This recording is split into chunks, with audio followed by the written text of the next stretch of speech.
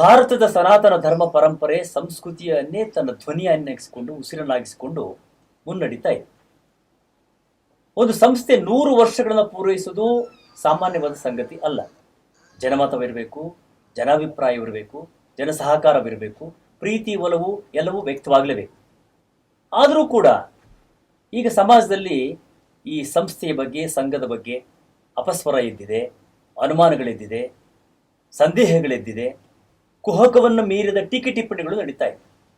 ಹಾಗಾಗಿ ಈ ಜುಗಲ್ಬಂದಿ ಕಾರ್ಯಕ್ರಮವನ್ನು ಇವತ್ತು ನಿಮ್ಮ ಮುಂದೆ ಪ್ರಸ್ತುತಪಡಿಸ್ತಾ ಇದೆ. ರಾಷ್ಟ್ರೀಯ ಸ್ವಯಂ ಸೇವಕ ಸಂಘ RSS ಇದರ ಸಂಪೂರ್ಣವಾದ ಮಾಹಿತಿ, ಇದರ ಬಗ್ಗೆ ಇರುವ ಟೀಕೆ ಟಿಪ್ಪಣಿಗಳು, ಯಾವ ದಿಕ್ಕಿನಲ್ಲಿ ಸಾಗುತ್ತಾ ಇದೆ, ಇದರ ಉದ್ದೇಶಗಳೇನು, ಗುರಿ ಏನು, ಎಲ್ಲವನ್ನೂ ಕೂಡ ಮುಕ್ತವಾಗಿ ನಿಮ್ಮ ಮುಂದೆ ಇಡುವಂಥ ಒಂದು ಪ್ರಯತ್ನವನ್ನು ಮಾಡ್ತಾ ಇದ್ದೇವೆ. ಈಗ ನಮ್ಮ ಈ ಕಾರ್ಯಕ್ರಮದಲ್ಲಿ ಇದು ನಮ್ಮ ಪ್ರಶ್ನೆಗಳಲ್ಲ, ನಿಮ್ಮ ಪ್ರಶ್ನೆಗಳು. ಸಾರ್ವಜನಿಕರು ಕೇಳಿರುವ ಪ್ರಶ್ನೆಗಳನ್ನು ನಮ್ಮ ಪ್ರತಿನಿಧಿಗಳಾಗಿ ನಮ್ಮ ಸಂಸ್ಥೆಯ ವಿಭಾಗೀಯ ಮುಖ್ಯಸ್ಥರು ಸಾರ್ವಜನಿಕರು ಕೇಳ್ತಾ ಇದ್ದಾರೆ. ಹಾಗಾಗಿ ಉತ್ತರ ಕೊಡೋರು ಯಾರು? ನಾಗರಾಜ್ ಅವರಿದ್ದಾರೆ, ಶ್ರೀಮತಿ ಶೋಭಾ ಹೆಗಡೆ ಅವರಿದ್ದಾರೆ, ಅನಂತ ಕೃಷ್ಣ ಅವರಿದ್ದಾರೆ.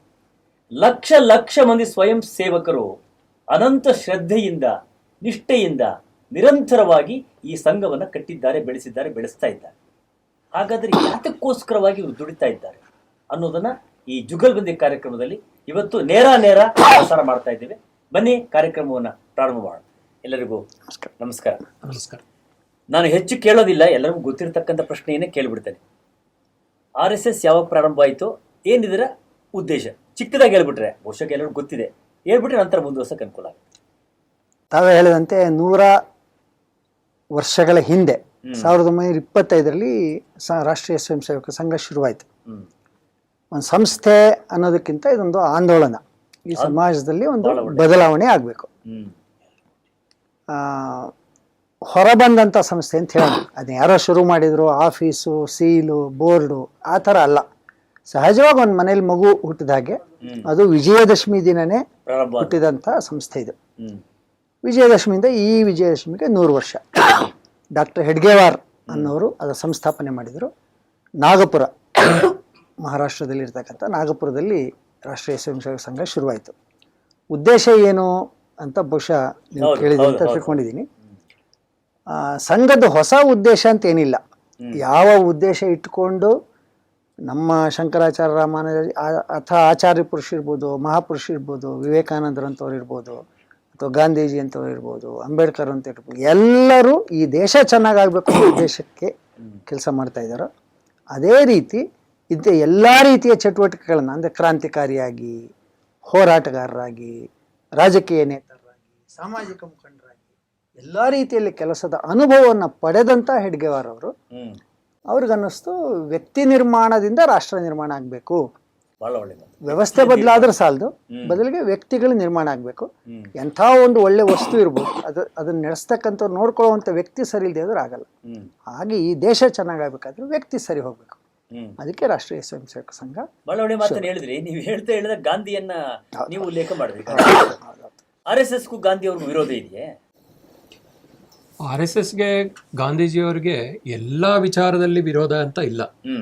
RSSನಲ್ಲಿ RSSನ ಹುಟ್ಟು ಹಾಕದಂತ ಹೆಡ್ಗೆ ಅವರೇ ಕಾಂಗ್ರೆಸ್ನಲ್ಲಿ ಇದ್ದು, ಗಾಂಧೀಜಿಯವರು ಇದ್ದಂತಹ ಕಾಂಗ್ರೆಸ್ನಲ್ಲೇ ಅವರು ಇದ್ದು ಹೊರಗಡೆ ಯಾಕೆ ಬಂದ್ರು ಅಂತ, ಗಾಂಧೀಜಿಯವರ ನಂತರ ಏನು, ಸ್ವಾತಂತ್ರ್ಯದ ನಂತರ ಏನು, ಸ್ವಾತಂತ್ರ್ಯದ ನಂತರದಲ್ಲಿ ವ್ಯಕ್ತಿ ನಿರ್ಮಾಣ, ಅಣ್ಣ ಅವ್ರು ಹೇಳಿದಾಗೆ ವ್ಯಕ್ತಿ ನಿರ್ಮಾಣ, ಪ್ರತಿಯೊಬ್ಬ ವ್ಯಕ್ತಿಯೂ ದೇಶಕ್ಕೋಸ್ಕರ ಅಂತ ದುಡಿದಲೇ ಇದ್ರೆ, ಯಾವುದೋ ಒಂದು ಸಂಘಟನೆಗೋ ಯಾವುದೋ ಒಂದು ಇದಕ್ಕೆ ಪೂರಕವಾದರೆ ದೇಶ ಮುನ್ನಡೆಯೋಕ್ಕೆ ಸಾಧ್ಯ ಇಲ್ಲ. ಹಾಗಾಗಿ ಇದು ಒಂದು ಸಂಘಟನೆ ಇರಬೇಕು, ಎಲ್ಲರೂ ದೇಶಕ್ಕೋಸ್ಕರ ದುಡಿಬೇಕು ಮುಂದಿನ ದಿನಗಳಲ್ಲೂ ಅಂತ ಕೂಡಿ ಈ RSS ಸಂಘಟನೆ ಹುಟ್ಟಾಕಿದ್ರು. ಬಿಟ್ರೆ ಯಾವುದೇ ರೀತಿಯಲ್ಲಿ RSSನಲ್ಲಿ ಗಾಂಧಿಗೆ ವಿರೋಧ ಇಲ್ಲ. ಅದೇ ಗಾಂಧಿಯನ್ನು ಕೊಂದವರು ಅಂತ ಹೇಳ್ತಿರ್ತಾರಲ್ಲ. ಗಾಂಧಿಯವರನ್ನ ಕೊಂದಿದ್ದಲ್ಲ, RSSನವರಲ್ಲ. RSS ಹೆಸರು ಬಂದಿದೆ, ಮತ್ತೆ ಬರ್ತಾನೆ ಇರುತ್ತೆ. ಸುಳ್ಳು ಹೇಳೋರು ಹೇಳ್ತಾ ಇರ್ತಾರೆ. ನಾವು ಕಡೆಯಲ್ಲೂ ಕೂಡ ಈ ದೇಶದಲ್ಲಿ ನಾವು ನ್ಯಾಯಾಲಯವನ್ನು ನಂಬ್ತೀವಿ. 4 ಬಾರಿ 16 ಬಾರಿನಲ್ಲ, ಯಾವ್ಯಾವಾಗ ಇದ್ರ ಬಗ್ಗೆ ಬಂತೋ ಅವಾಗೆಲ್ಲ ಕೋರ್ಟ್ ಕೊಡತ್ತೀರಿ. ಅದಕ್ಕಿಂತ ಮುಖ್ಯವಾಗಿ ಕೊಲ್ಲುವುದ್ರಲ್ಲಿ ನಂಬಿಕೆನೇ ಇಟ್ಟಿಲ್ಲ ಸಂಘ. ನಾಶ ಮಾಡಲ್ಲ, ನಾವು ಸೃಷ್ಟಿ ಮಾಡೋದು, ನಾಶ ಅಲ್ಲ, ನಾವು ಸೃಷ್ಟಿ ಮಾಡುವಂತ. ಹಾಗಾಗಿ ಅನ್ನೋರು ಅಂತಾರೆ. ಎಲ್ಲದಕ್ಕೂ ಉತ್ತರ ಕೊಡಬೇಕು ಅಂತ ಇಲ್ಲ, ಆದರೆ ಉತ್ತರವನ್ನು ಕೋರ್ಟ್ ಕೊಟ್ಟಿದೆ, ಜನರಿಗೆ ಗೊತ್ತಿದೆ, ಜನರ ಹೃದಯಕ್ಕೆ ಗೊತ್ತಿದೆ. ಅಕಸ್ಮಾತ್ RSSನವ್ರು ಗಾಂಧಿ ಕೊಂದ್ರು ಅಂತ ಆಗಿದ್ದಿದ್ರೆ ಸಂಘ ಎಲ್ಲಿ ಬೆಳೀತಾ ಇತ್ತು? 100 ವರ್ಷ ಹೇಗಾಗ್ತಿತ್ತು? ಸಾಧ್ಯವೇ ಇಲ್ಲ. ನಮ್ಮನ್ನ ಸಂಘದಲ್ಲಿ ಮಹಿಳೆಯರ ಪಾತ್ರ ಏನು? ಮಹಿಳೆಯರಿಗೂ ಅವಕಾಶ ಇದೆಯಾ? ಮಹಿಳೆಯರ ಪಾತ್ರ ಏನಂದರೆ, ಯಾರು ಈ ಸಂಘವನ್ನು ಬೆಳೆಸ್ತಾರೆ ಅವರಿಗೆ ನಾವು ಸಪೋರ್ಟ್ ಕೊಡ್ತೇವೆ ಫುಲ್. ಹಾಗೆ, ಯಾಕಂದರೆ ಒಂದು ಮಾತೆಯಾಗಿ, ಒಂದು ಗೃಹಿಣಿಯಾಗಿ ಯಾವ ಕೆಲಸವನ್ನು ಮಾಡುವ ತಾಕತ್ತು ನಮಗೆ ಸ್ತ್ರೀ ಶಕ್ತಿ ಇದೆ. ದೇವರು ಕೊಟ್ಟಿದ್ದಾರೆ ನಮಗೆ ಶಕ್ತಿ, ತಾಳ್ಮೆ ಆಗಲಿ, ಸಹನೆ.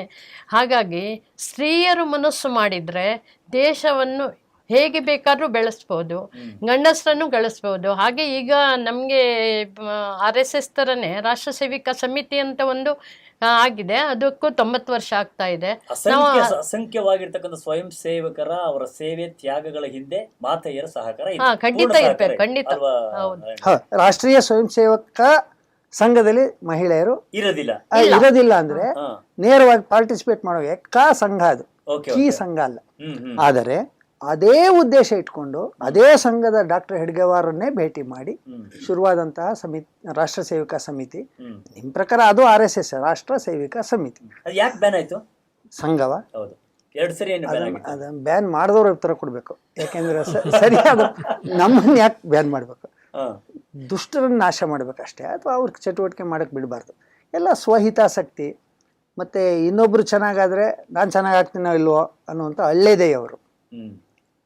ಅವರೇ ದೋಷ ಇರೋದ್ರಿಂದ ಇನ್ನೊಬ್ಬರ ಮೇಲೆ ಕೋತಿ ಮೊಸರು ತಿಂದು ಮೇಕೆ ಮೂತಿ ಓಡಿಸ್ದಂಗೆ ಸುಮ್ಮನೆ ಏನೇನೋ ಹೇಳಿ ಮುಚ್ಚಕ್ಕೆ ಅಂತ ಹೋದ್ರು. ಆಗ ನಾಶ ಇಲ್ಲ, ಸತ್ಯವನ್ನು ನಾಶ ಮಾಡೋಕ್ಕೆ ಯಾರಿಗೂ ಆಗಲ್ಲ. ತಾತ್ಕಾಲಿಕವಾಗಿ ಬ್ಯಾನ್ ಅಂತ ಮಾಡಿದರು.